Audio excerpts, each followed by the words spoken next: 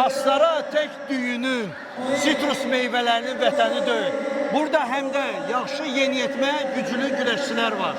Biz onlar haqqında Azərbaycanın ən məşhur istedadlı məşqçilərindən biri Aslan Ağayevlə söhbət edirik. Aslan, indi yarış keçilir də Astaranın açıq birinciliyi.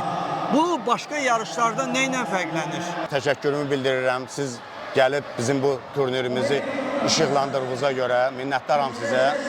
Əlbəttə, fərqli odur ki, bizim bu Astarada balaca bir rayon da olsa, amma böyük bir idmançıları var, həm məşqçiləri var. Onlar həm dünyada, həm Avropada, Azərbaycanda tanınmış idmançılardır.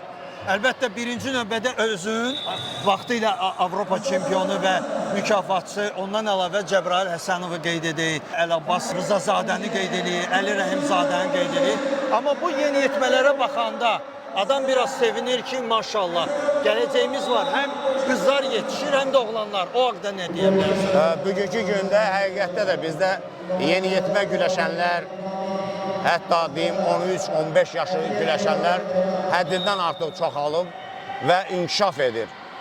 Sevindirici haldır ki, bugünkü gündə inşallah ayın axırı Bakıda keçiriləcək dünya çempionatında bir idmançımız iştirak eləyəcək. Belə deyim də, torpaq yetişdirir. Başqa qızlarımız da var, hətta bu yeniyetmələrdən ibarət Avropa birinciliyində iştirak etdilər.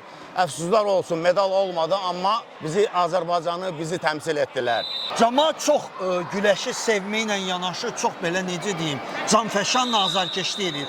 Güləşə sevgi hardandır belə? Bizdə Astarada həqiqətdə də güləşi çox sevirlər. Bizdə başqa növlər də var, boks var, futbol var, başqa idman növləri də var. Amma güləşə tam bir azarkeşliyi var, tam bir sevgi var. Həm də bizim nəticələrimiz həqiqətdə də çox olub. Belə siz qeyd etdiyiniz kimi, mən SSR vaxtından hələ güləşmişəm.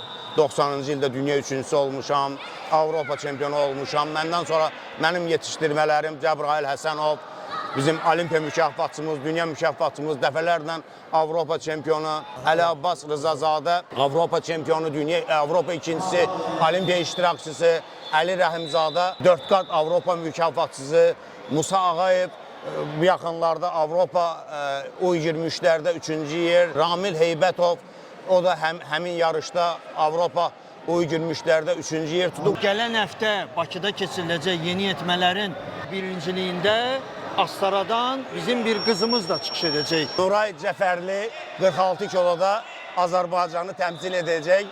Bizi də inşallah sevindirəcək. Biz hamımız birlikdə burada görülən adamlar hamısı oraya gəlib həm Azərbaycan yığmasına, həm də Nuray xanıma azarkeşlik edəcəklər inşallah. Belə baxanda bayaqlarda elə bir görüş gördüm. O görüş əməlli başlı gərgin idi. Demirəm Avropa dünya səviyyəsində, amma Azərbaycan səviyyəsində o iki qızcığazın mübarizəsi əla idi. Siz təsəvvür eləyin, Astarada cəmi 3-4 ildir qadın güləşi başlayıb, inkişaf edir. Həmin görüşü ki siz deyirsiniz, o görüş rəqib Avropa mükafatçısıydı, o rəqib güləşən. Amma bizim qız təzə yeniyetmədir. O onu göstərir ki, həqiqətdə də Astarada qadın güləşi çox sürətlə inkişaf eləyir. Mən inanıram ki, 3-4 ilə bizim yığma komanda dolduracaq bizim qadınlarla, Astara qızları ilə inşallah. Belə deyil, Aslan ağayımla söhbət etdi, indi isə gəlin güləşə baxaq.